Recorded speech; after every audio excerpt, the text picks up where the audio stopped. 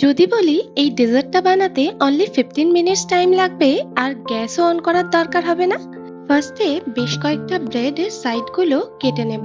এবার একটা বাটিতে ফ্রেশ ক্রিম, কনডেন্সড মিল্ক আর ডেসিকেটেড কোকোনাট দিয়ে খুব ভালো করে মিশিয়ে নেব। দেন একটা বলে ব্রেডগুলোকে এভাবে সেট করব। উপর দিয়ে কিছুটা ক্রিমের মিক্সচার দিয়ে দেব। এবার কিছুটা চপস আমন্ডস আর কাজু দিয়ে দেব। একইভাবে আবার একটা ব্রেডের লেয়ার দিয়ে সেম প্রসেসটা রিপিট করব।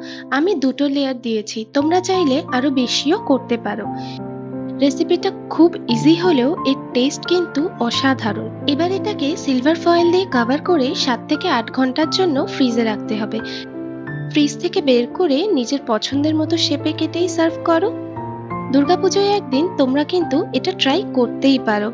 দেখা হচ্ছে নেক্সট ভিডিওতে। টাটা।